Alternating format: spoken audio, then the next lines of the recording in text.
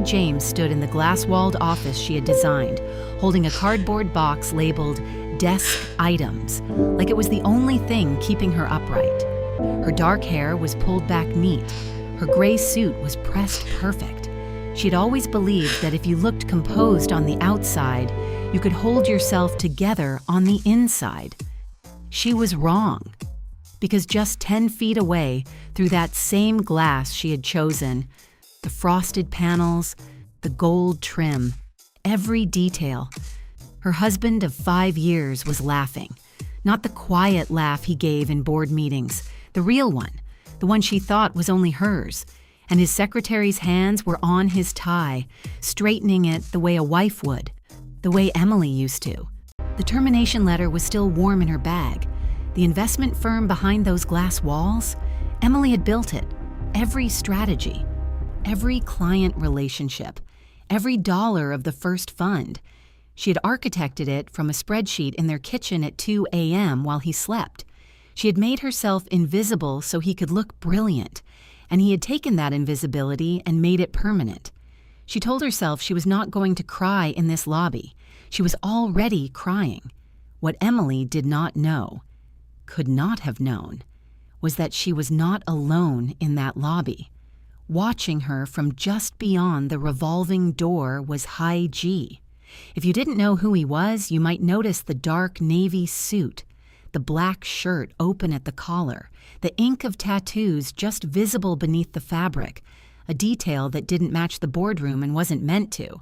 You might notice that he was completely still on a pavement full of moving people, that his eyes hadn't moved from the lobby doors since Emily walked out of that office. He hadn't come to the firm for a meeting. He hadn't come for the husband.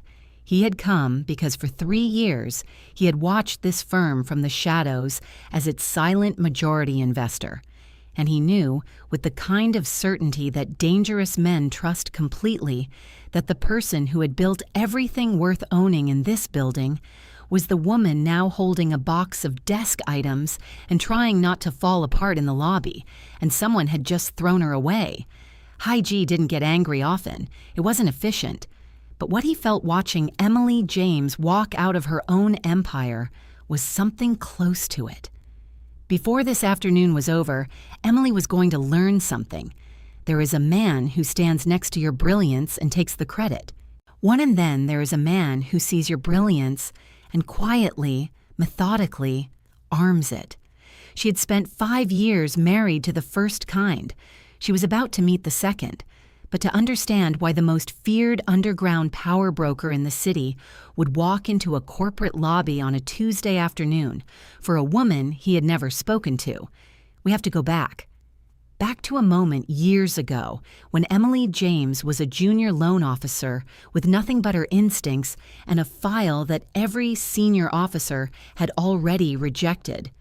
Back to the day she made a decision that saved a struggling family business she would never think about again, a family that belonged to Hae Ji. He had never forgotten what she did, and Hae Ji always repays his debts. Subscribe to see how this unfolds, and drop a comment telling me where you're watching from. And I would love to say hello to you, just to know how far our story is reaching. The elevator took forever. Emily stared at the brushed steel doors and watched her own reflection. Blurry, distorted, a woman holding a cardboard box like it was an infant she hadn't planned for. The lobby music was something jazzy and entirely inappropriate.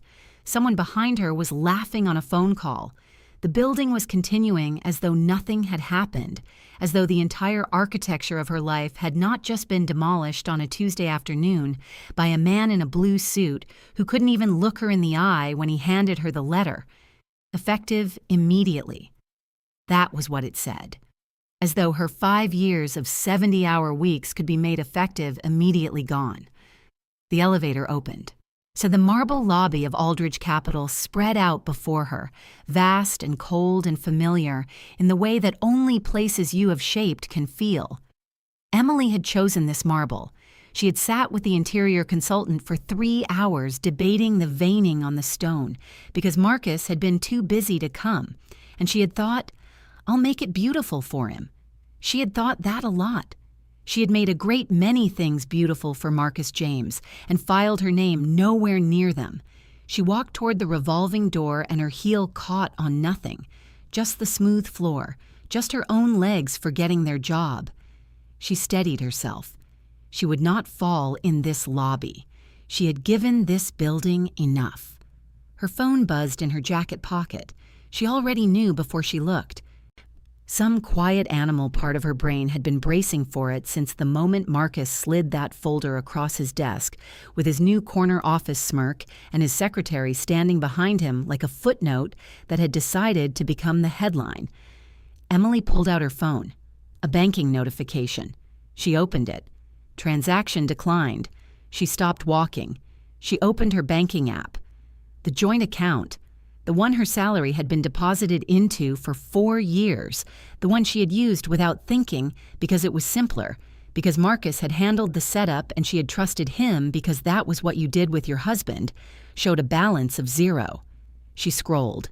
The funds had been moved 3 days ago. 3 days. He had planned this before he called her into his office. When he had looked at her over dinner the night before and passed her the salad and moved their money while she slept. Emily stood in the center of the lobby of Aldridge Capital and understood fully and completely that she had nothing. No salary coming. No accounts.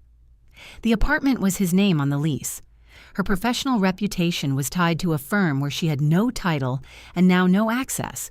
She had a cardboard box of desk items, a frozen phone plan that was probably next, and a silk blouse that suddenly felt like a costume. For a moment, she genuinely did not know what direction to walk in. She made herself move, through the revolving door, out into the gray afternoon, down the 3 wide steps to the sidewalk. She would call her sister. She would find a coffee shop. She would think. Well, Emily James had solved problems that had broken men with MBAs from schools that cost more than most houses. She could solve this. She told herself that clearly and precisely as she reached the bottom step and stopped, because a car was parked directly in front of her that had not been there when she arrived this morning. It was not a car, exactly. It was the kind of vehicle that sent a message before anyone inside it said a word. Black, long, armored by the look of the reinforced panels, windows dark enough to be a wall. A driver stood beside the rear door with the stillness of someone professionally paid to be invisible, and leaning against the car with his arms loosely crossed, watching her with an expression that was not quite concern and not quite something else she had a word for, was the man from the lobby. And up close, he was even more unsettling in his composure. His suit was dark navy, cut close, and his black shirt was open 2 buttons at the collar, just enough to see the edge of the ink that climbed his chest and throat. Dark lines, deliberate, the kind of markings that don't belong to a man who fears being seen. He was probably mid-30s. His face was sharp and still, and he looked at her the way people look at things they have already made a decision about. Emily tightened her grip on the box. "I don't know you," she said. Her voice came out steadier than she felt, which was the one small mercy of the afternoon. "No," he said, "not yet." His English was clean, accented lightly, and he said those 2 words with the patience of someone who had never once needed to rush a sentence to make his point.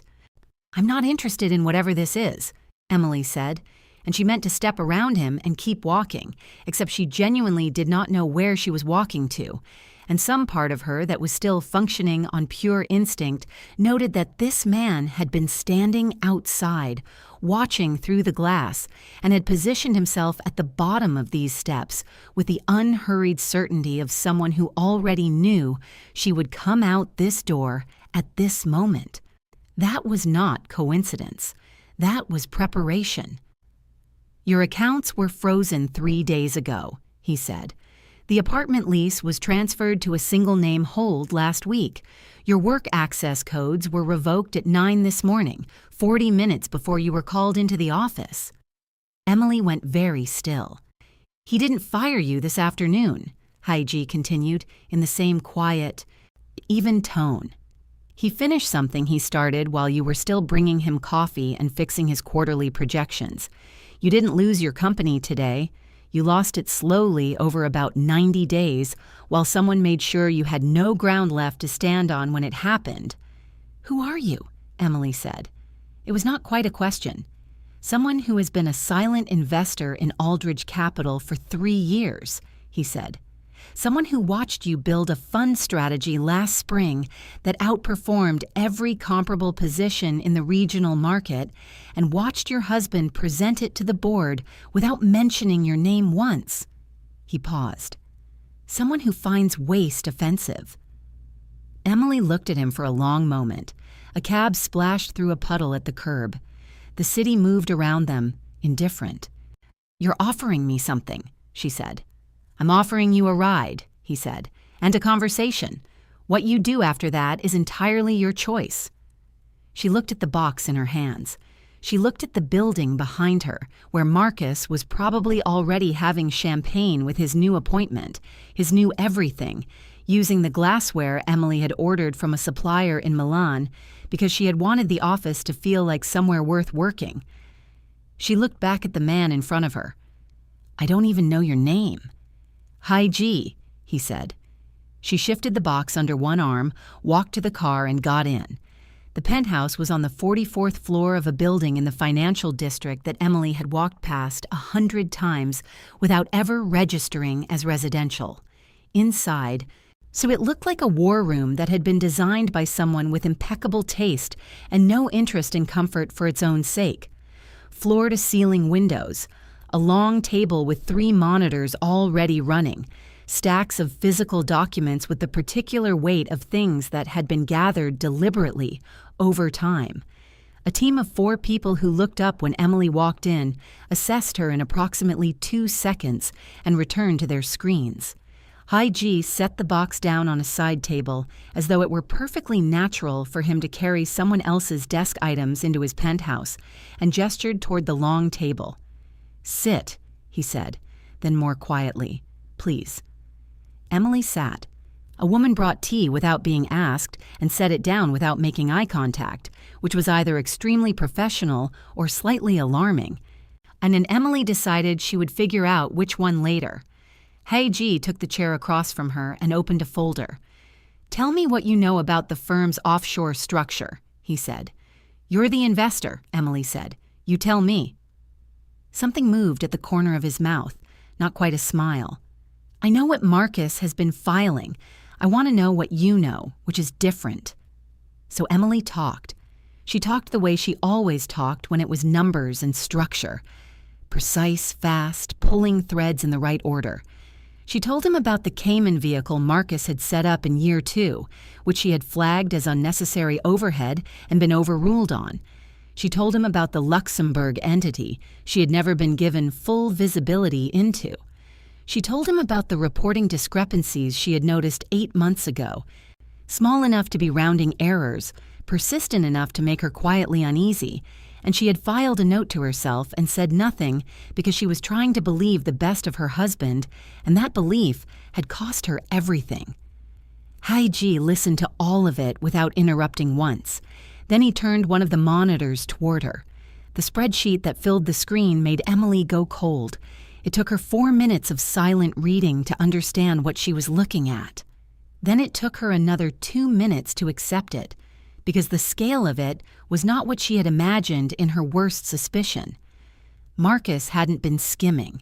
He hadn't been making small, nervous transfers to cover personal expenses. He had been systematically moving client funds through the Luxembourg entity, or replacing them with leverage instruments that looked identical on the surface reports, building a shortfall that was currently sitting at just over $18 million and had been growing for 14 months.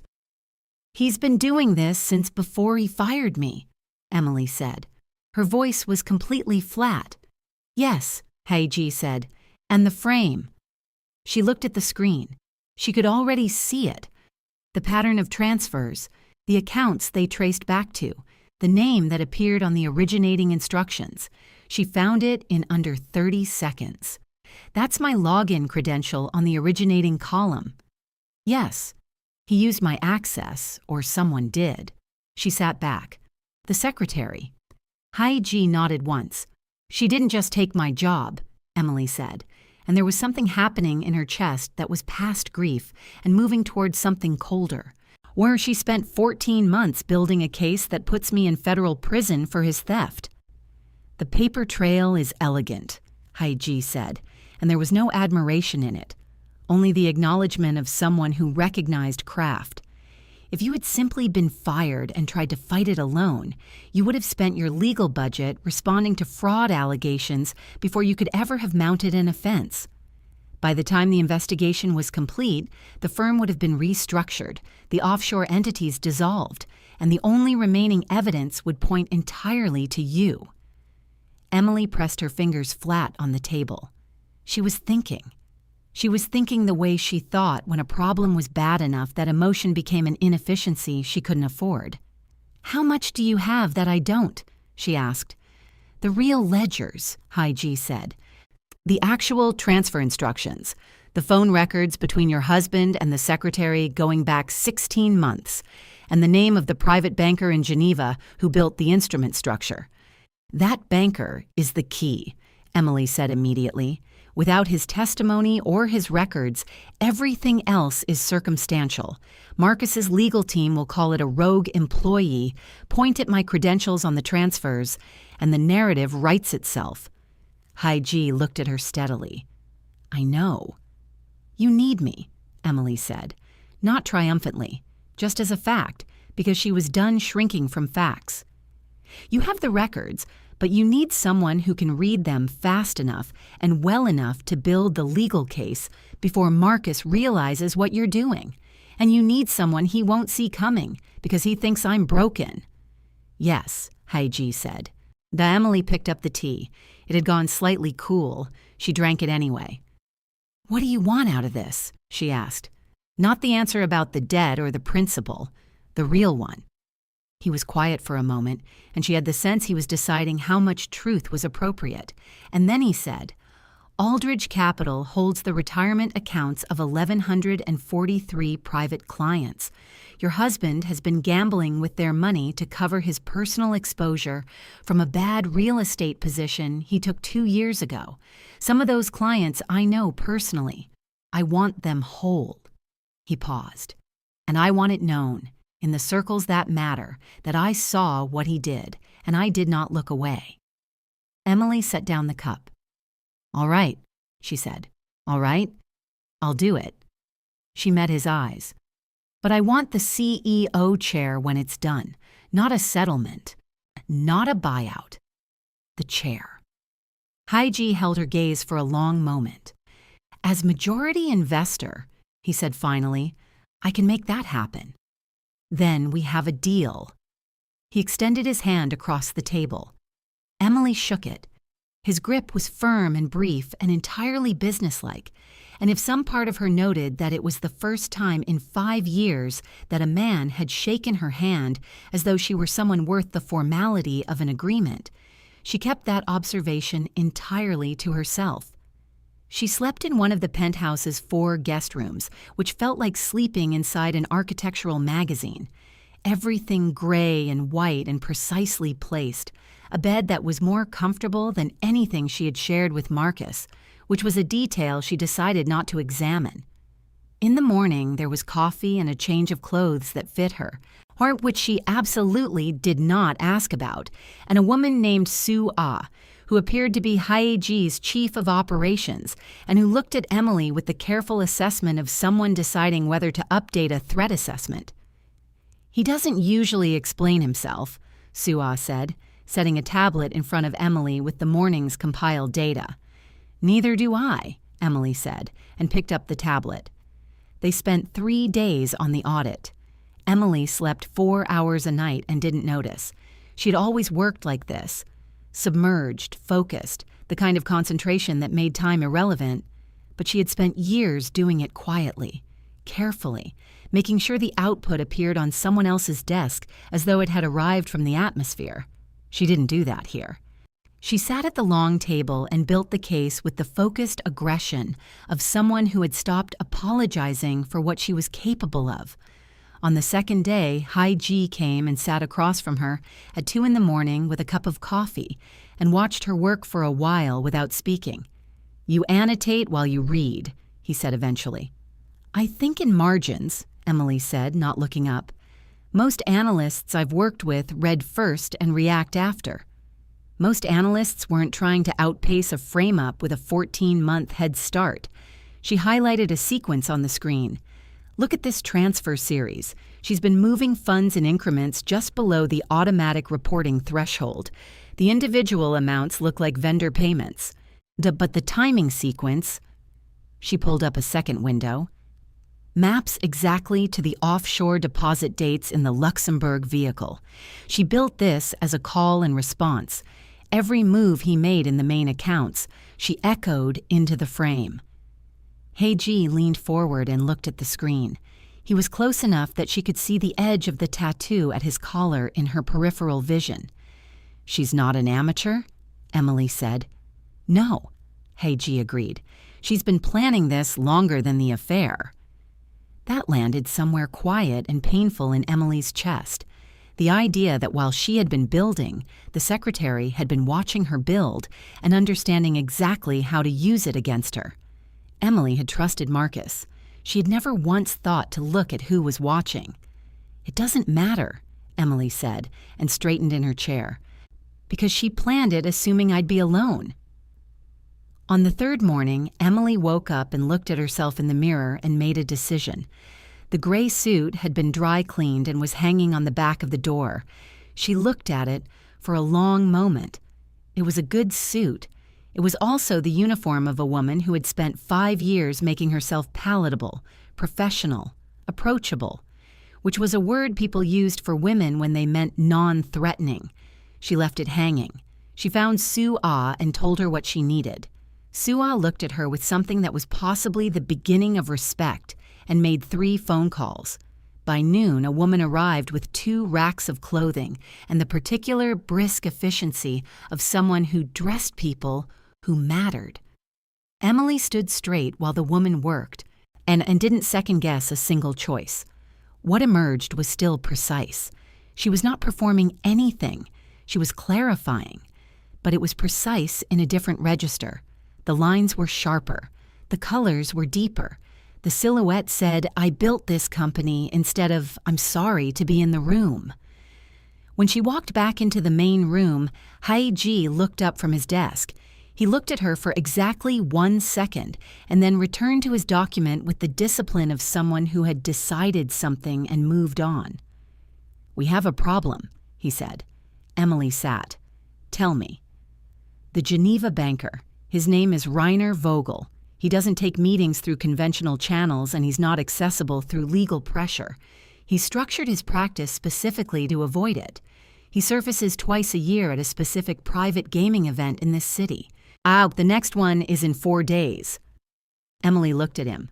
"Underground casino." "The kind where the buy-in requires a referral and the NDA is not optional," Hae Ji said. "I have standing access. Getting you in requires presenting you as something specific." He paused. "It will require you to be comfortable in an environment that operates outside normal parameters." "You mean illegal?" "I mean discreet," he said, with a measured patience that suggested the word illegal was a category he found somewhat theoretical. Emily thought about Marcus, smug at his desk, confident that she was somewhere crying into a cardboard box. She thought about the secretary's hand on his tie. She thought about 1,143 clients who were about to lose their retirement money. "Tell me about Vogel," she said. The event was in a converted warehouse in a part of the city that looked deliberately unremarkable from the outside. The car stopped on a street with no signage and a door that was just a door, and a man who was just a man until you noticed the earpiece and the way he was standing. He looked at Hae Ji and stepped aside. Inside was another world entirely. The space had been designed to feel like somewhere between a private club and a dream. Low light, dark wood, the green of the gaming tables punching through the dimness like something alive. There were maybe 60 people in the room, and every single one of them looked like money that had stopped feeling the need to announce itself. Servers moved silently. There was no music, just the sound of cards and chips and the low, specific murmur of people who were negotiating things that would not appear in any record. Emily kept her face neutral and her posture easy. She had been in rooms like this before. Not exactly like this, but rooms where the wrong expression could cost you before you'd said a word. She had learned early that the most powerful thing she could do in a room full of people who underestimated her was to let them keep doing it for precisely as long as she needed them to. Hae Ji walked with his hand at the small of her back, light and barely there, a signal to the room rather than a claim on her, and she understood that and allowed it. In this world, she was arriving as someone connected to him, which meant she was arriving as someone who required a different category of caution than they might otherwise have extended. 2:00, Hae Ji said quietly, not turning his head. Gray hair, blue pocket square, drinking whiskey he hasn't touched in 20 minutes. Emily looked without looking. Rainer Vogel was in his 60s, compact, with the particular quality of stillness that came from decades of knowing things other people needed and deciding how much to charge for them. He was watching the baccarat table with the manner of someone who had not come to gamble. "He's waiting for someone," Emily said, equally quiet. "Yes," Hae Ji said. "Someone who won't be coming." Emily looked at him. "One of my associates informed his expected contact that the meeting had been rescheduled," Hae Ji said simply. "Vogel doesn't know that yet. He's been here 40 minutes and is beginning to wonder." Emily processed this. "So he's off balance, waiting, and likely to accept a substitute approach if it's framed correctly." "He tends to respond to intelligence," Hae Ji said, "and to people who demonstrate that they already know things he was paid to keep quiet." Emily straightened slightly. "Get me a drink and then stay back," she said. "If you're standing next to me, he'll manage the conversation toward you. I need him managing it toward me." Hae Ji looked at her. "You're going to approach him alone." "I built an investment firm from a kitchen table," Emily said. "I can handle a banker." He handed her the drink a server was already bringing.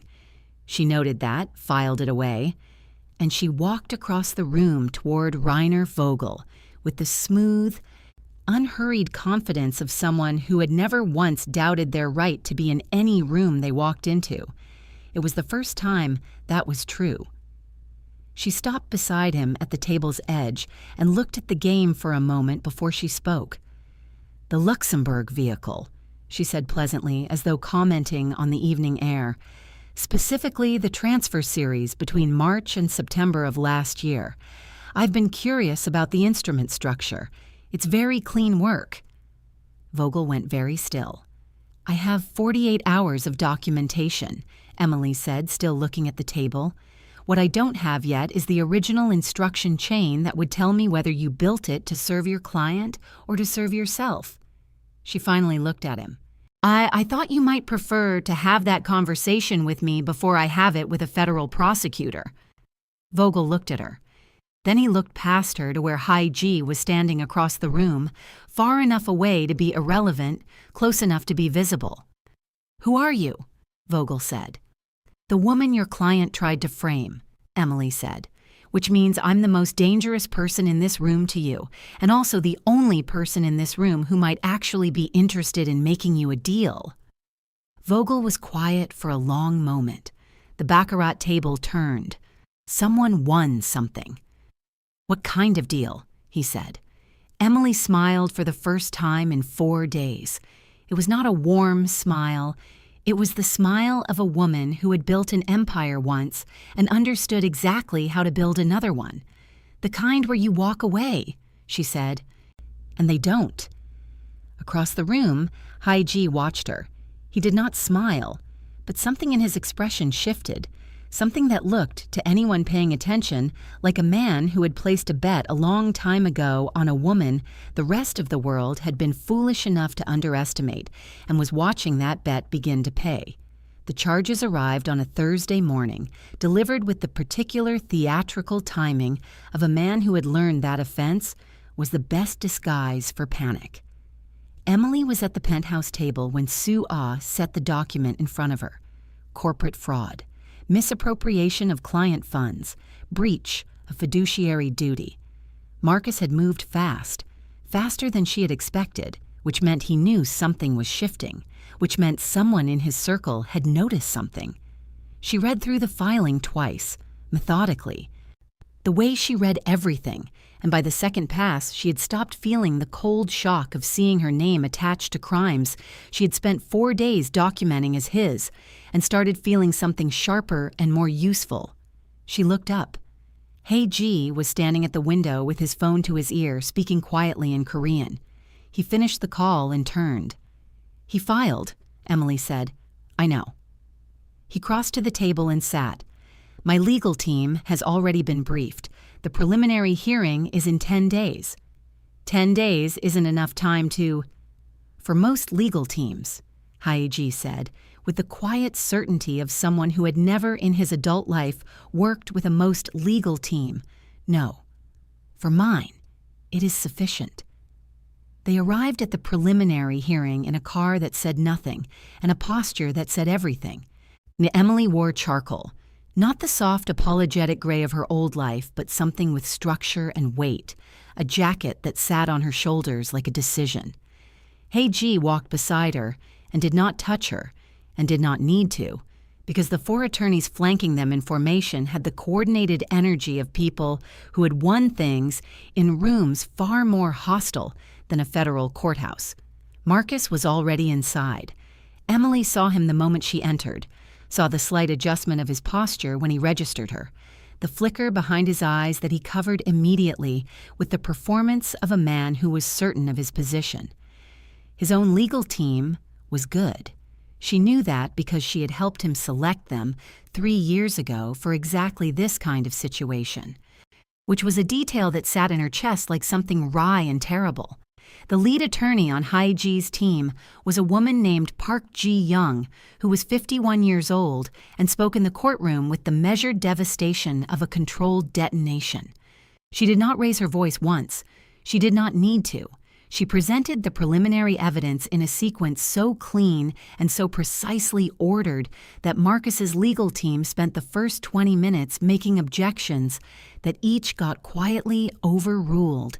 And by the 30-minute mark, they had stopped objecting and started looking at each other with the specific expression of people doing rapid internal recalculation. The instrument structure, the transfer timing, the originating credentials cross-referenced against building access logs that showed Emily had not been in the office on 4 of the 7 key transaction dates, had in fact been in a client meeting that Marcus himself had sent her to, documented in the firm's own scheduling system. Park Ji-young laid each piece down like she was setting a table, unhurried, complete. The charges were not dismissed outright. That wasn't the hearing's function. But the judge's language when she declined to authorize the asset freeze Marcus had applied for was pointed enough that it moved through the room like weather. Emily felt Marcus look at her from across the aisle. She did not look back.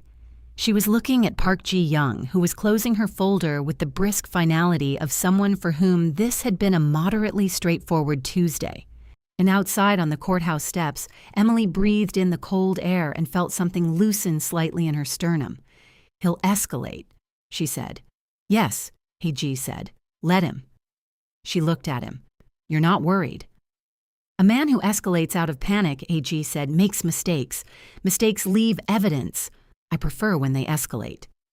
He looked out at the street. "Your husband just spent this morning realizing that the person he fired has better resources than the ones he kept. That realization will make him afraid. Fear will make him contact the secretary. Contact with the secretary will make him move the money." Emily understood. "And when he moves it somewhere we can see it," Hae Ji said. "But that requires the next part." She nodded slowly. "The trap." He looked at her. "No, are you all right?" The question was simple and direct, and he asked it the way he did most things. without performance, without filler. Emily considered giving him the polished answer, the composed answer, the answer of a woman who had her face arranged correctly. "No," she said instead, "but I'm better than I was 10 days ago, and in 10 more days I'll be better than I am now." She paused. "That's enough." Something moved in his expression. "Yes," he said quietly, "it is." The nights were long, and the city outside the penthouse windows was always lit, which made the hours between midnight and 4 in the morning feel less like the middle of the night and more like a different kind of day that belonged only to them. Emily had stopped tracking what time she went to sleep. She worked until her brain stopped yielding anything useful, and then she slept until it started again. And in between, there was Hae Ji, who seemed to run on a similar internal rhythm, and the two of them had developed the unspoken grammar of people who inhabit the same space under pressure, who knows not to speak before coffee, who moves to the other end of the table when thinking aloud, how much silence is comfortable, and what kind of silence means something else. It was past 1 in the morning, 12 days after the hearing, when Emily looked up from her screen and found him watching her. Not the assessing watch of the lobby, something quieter than that. She held the look for a moment. "What?" "Nothing," he said, and returned to his document. Emily looked back at her screen. The cursor blinked. Outside. A siren moved through the city and faded. "Why did you really come to Aldridge that day?" she said. She hadn't planned to ask it, but the question had been living somewhere in the back of her mind since the courthouse steps, and the hour and the quietness of the room made the distance between thinking a thing and saying it smaller than it usually was. Hae Ji was still for a moment. Then he set his pen down. "You approved a loan," he said. 7 years ago. You were working at Meridian Community Bank. Junior officer. The account was a restaurant in the garment district. Korean family, 12 tables, making almost nothing." He paused. Every senior officer at that branch had declined the file. Too small, insufficient collateral, questionable long-term viability.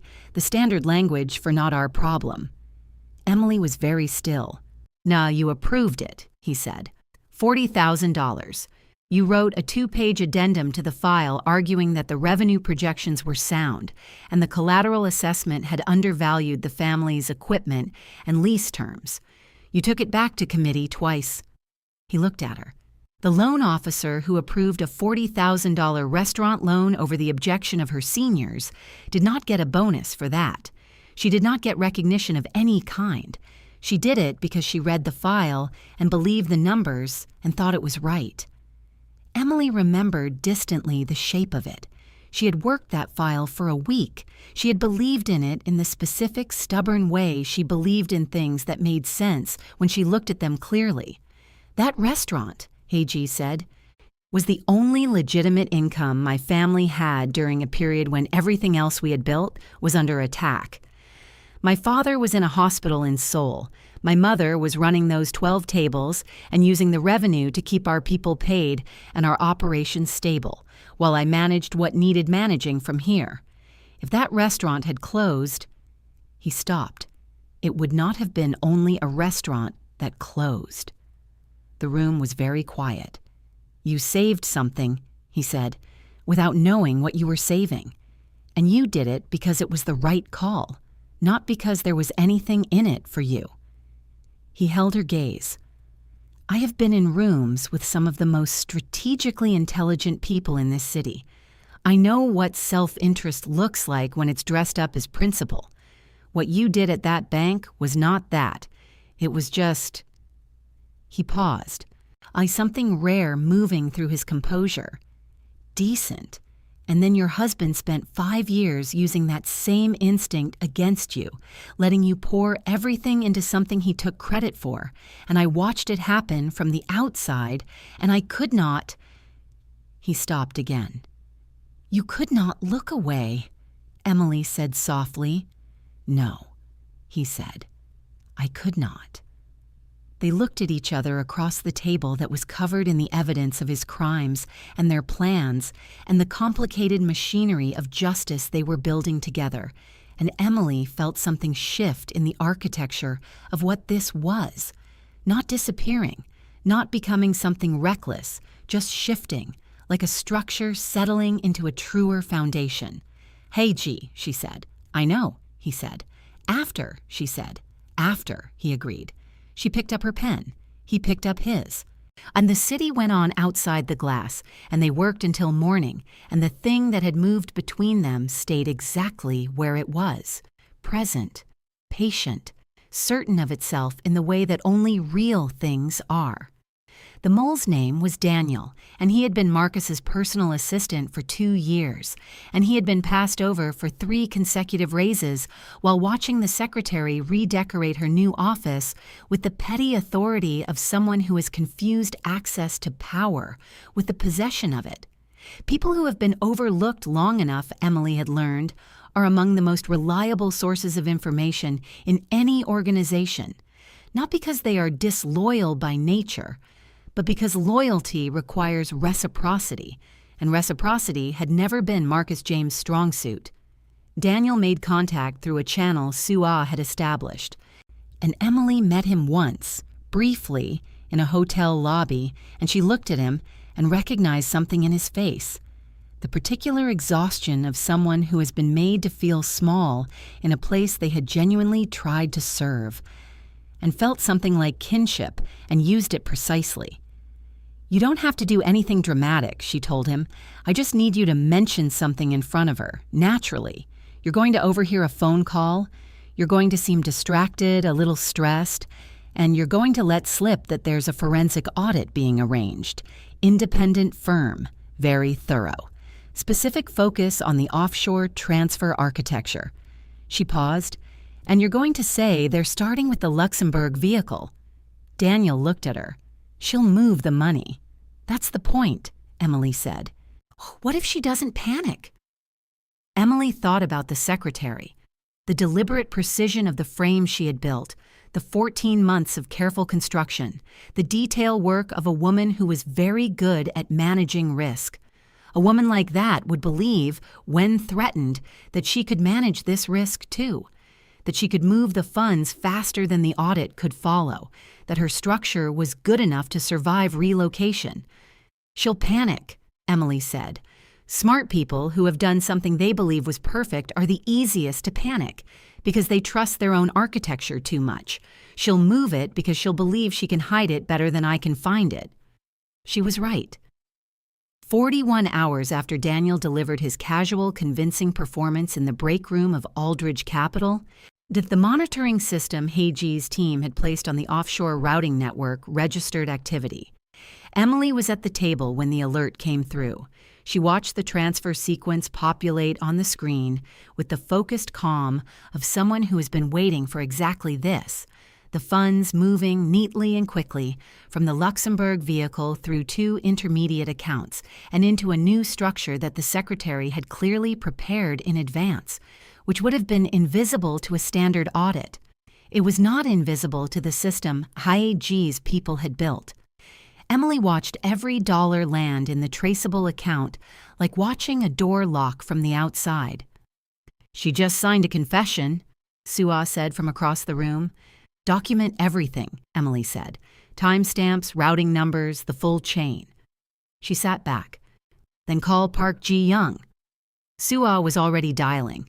Emily turned to where Hae Ji was standing in the doorway, and she looked at him and felt the whole weight of the last 3 weeks. The lobby, the box, the frozen accounts, the courthouse, the long nights, the quiet revolution of becoming again something she had almost stopped believing she was. And she let herself feel it for exactly a moment before she set it aside. There would be time for all of it after. 3 days, she said. He nodded. The gala. The Aldridge Capital Annual Shareholder Gala was held at the Meridian Grand, which was the kind of hotel that made wealth feel permanent and natural, all marble and candlelight, and the kind of floral arrangements that cost more than most people's monthly rent.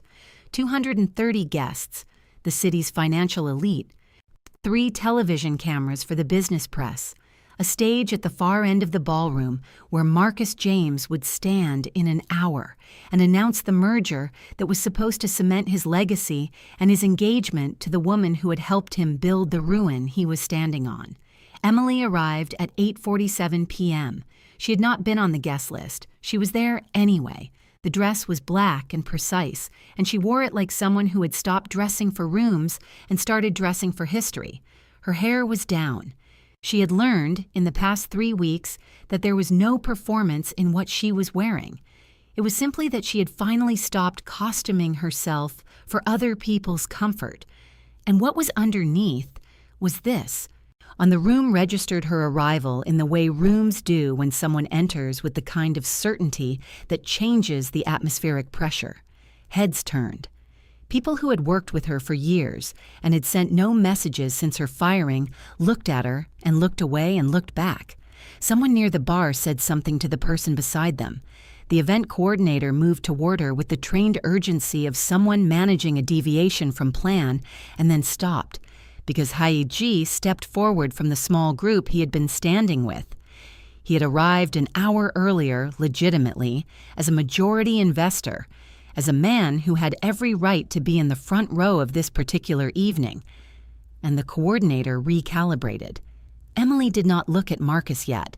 She found her position, and she felt the room settling around the fact of her presence, and she let it settle, and then she turned and found him across the ballroom. He had seen her. The color had changed in his face, and he was managing it the way he managed everything he was afraid of, with aggression dressed up as confidence. He said something to the event coordinator. She saw him reach for his phone. She watched him understand that it was too late for whatever he was reaching for his phone to do.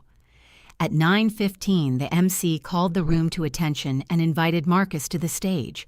He walked up the steps with the bearing of a man who had decided the best move was to proceed, to announce the merger, to make the moment his and deal with the consequences of her presence afterward. The teleprompter scrolled. The room was expectant. The teleprompter went dark. So Marcus blinked at it, looked at the screen, looked at the wings. The AV coordinator in the back of the room was having a problem Emily had anticipated, and Hae Ji's team had made certain of. Marcus turned back to the room with the professional recovery of a man who had given many presentations and opened his mouth to speak without the prompter. Emily walked onto the stage. She didn't rush. She walked the way she had learned to walk in the last 3 weeks, like someone who had always been meant to stand in this exact spot and had simply been delayed. She carried nothing except a small remote that connected to the room's secondary display system, which Hae Ji's technology team had accessed 2 days ago for exactly this purpose. The room was entirely silent. Marcus said her name in a register that was not quite a question and not quite a command, and was, most precisely, the sound of a man whose plan had just become unrecognizable. "Good evening," Emily said to the room, into the stage microphone, with the composed ease of someone who had run boardrooms for 5 years and was now simply doing it honestly. "My name is Emily James. Most of you know me as the woman who was fired from Aldridge Capital 2 weeks ago. What most of you don't know is why." She clicked the remote. The secondary screens on either side of the stage populated, clean, readable, organized with the same precise logic she brought to every presentation she had ever built.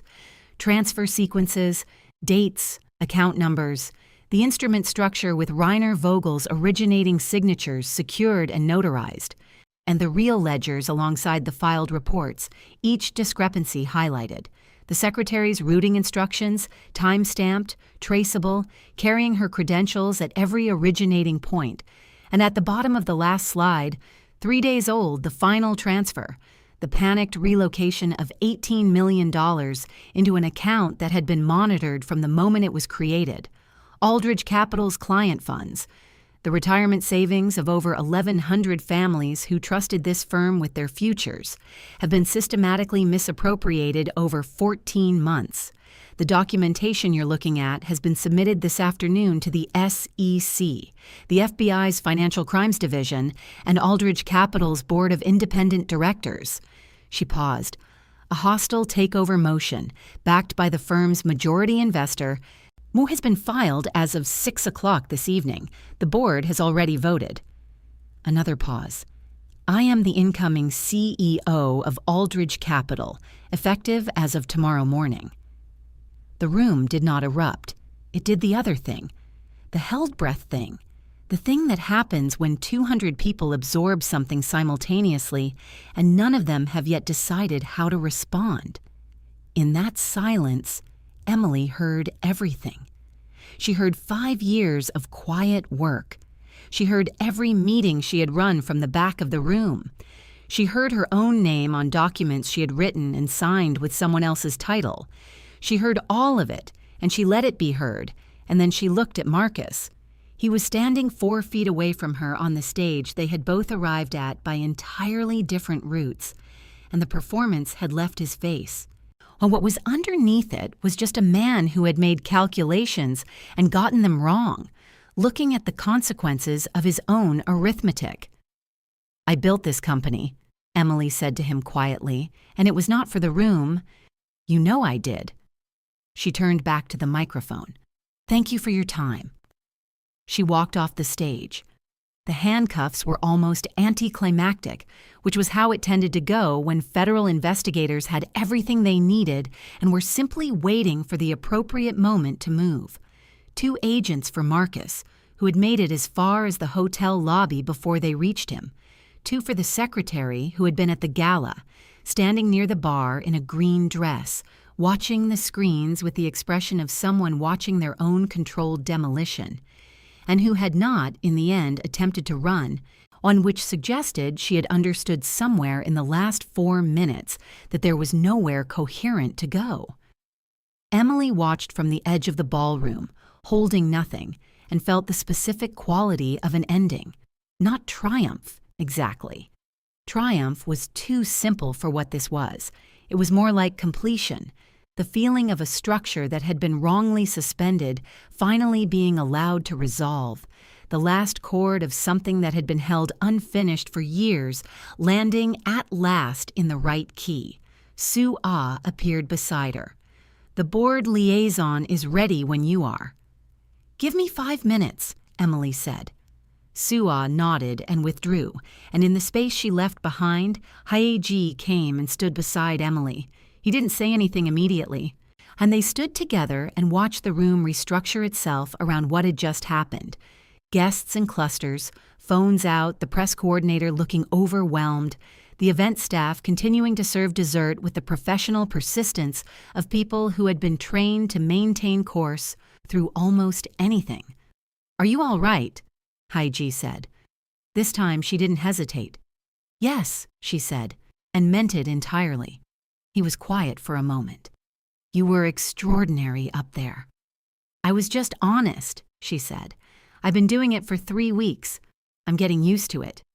She felt, rather than saw him, almost smile. "The board meeting is Monday morning," she said. "There's a lot of work ahead. The client accounts need to be made whole. The fund structure needs complete reconstruction. And the firm's reputation," she paused, "is going to require a public strategy that I'll need to build from the beginning." "I know," he said. "I'm going to need your cooperation as majority investor." "You have it," he said. "You always had it." She looked at him. In the candlelight and the chaos of what was rebuilding itself around them, he looked exactly as he had looked in the lobby, composed, watchful, certain, except that now she knew what lived under the composure. The debt he had carried for 7 years, the family he had protected with the same absolute precision he brought to everything. The man who had watched her be diminished and had decided, quietly and without fanfare, that it would not continue. "After," she reminded him. "After," he said. And there was something in the word this time that was less an agreement and more a door. Marked, located, opening in the direction of something neither of them had the vocabulary for yet, and neither of them needed to rush. Emily straightened. "All right," she said. "Let's go." The CEO's office at Aldridge Capital had been redecorated by the secretary during the 2 weeks she had occupied it, which Emily discovered on Monday morning with the detached interest of an archaeologist examining a strange civilization. The furniture was angular and pale and looked expensive in the way of things that had been chosen to impress people rather than to work in. The view was the same view Emily had oriented the office toward when she was designing the floor plan. The city opening out to the east, the morning light coming in clean and silver. That, at least, was hers. She set her bag down on the desk. She stood at the window for a moment and looked at the city. The same city she had looked at from the lobby 3 weeks ago, with nothing in her hands but a cardboard box and the specific grief of a woman who has been made to feel that everything she built was somehow contingent on someone else's generosity. The city had not changed. She had. The door opened. Suah came in, which was to say Suah had accepted the position of chief of operations at Aldridge Capital with the matter-of-fact efficiency of someone for whom this was simply the most logical arrangement of available resources. Emily had made the offer, and Suah had looked at her for a long moment and then said fine, which Emily had learned was approximately as close to enthusiastic as Suah got about anything. "The board liaison is here," Suah said. "Park Ji-young has the first court filing ready for your signature. The investor relations team has drafted a preliminary client communication.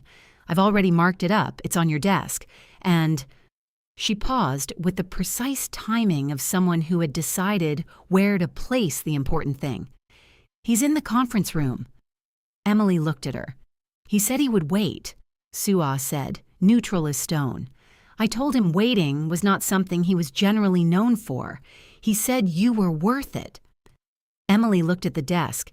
The stack of work on it was large and real and would occupy her completely for the next several months, and she was ready for every page of it with a readiness that lived in her bones. She looked at the door. "Tell the board liaison I'll be there in 10 minutes, Emily said. She walked down the hall and pushed open the conference room door. Hae Ji was standing at the window, her window, the east-facing view, the same morning light, with his jacket off and his sleeves turned up, holding a coffee cup, looking at the city with the air of a man who had arrived somewhere he had been heading for a while. He turned when she came in. She closed the door behind her. They looked at each other across the length of the conference table, in the office she had designed and reclaimed in the morning of a day that was entirely different from every day that had preceded it. "You said after," Hae Ji said. "I did," Emily said. "It's after. It is." She crossed the room and stood in front of him, and the morning came in around them both, and she thought about the lobby, about the box, is about every room she had made herself small in for the comfort of a man who had never once been worth the reduction. She thought about what it felt like to stand on a stage and tell the truth and have it land like something structural, like something that held weight. She thought about late nights and margins and quiet agreements across a table covered in evidence, and the particular feeling of being seen, not used, not managed, not accommodated, but seen, completely and without apology, by someone who had understood her worth before she had fully reclaimed it herself. "I'm not a simple person," she said. "I need you to know that." "I have known that," Hae Ji said, "since a community bank file from 7 years ago." She looked at him. He looked at her. Neither of them moved for a moment. And then she closed the remaining distance, and his hand came up and curved along her jaw as though it had always known where it was going. And the city went on outside the glass, and the world went on being the complicated, lit-up, entirely manageable place it was. And Emily James, CEO, architect, the sharpest mind in the building, the woman who had been thrown away and had walked back in through the front door, finally, completely, without reservation, took up exactly the space she had always deserved. Can Hae Ji tell the difference between the woman he chose and the web of lies still closing around her? And what does it mean for everything they've built if the truth goes deeper than either of them is ready for? Subscribe and turn on notifications because you do not want to miss what comes next. This story is only getting sharper. Or drop a comment. Do you think Emily's empire can hold when the enemies she hasn't found yet make their move? Like this video, if you are here for a woman who was thrown away and came back as the most dangerous person in the room. The next chapter drops soon, and trust me, you are not ready for what's still buried in Aldridge Capital's walls. See you in the next one. If Emily James thought winning the company was the end of the war,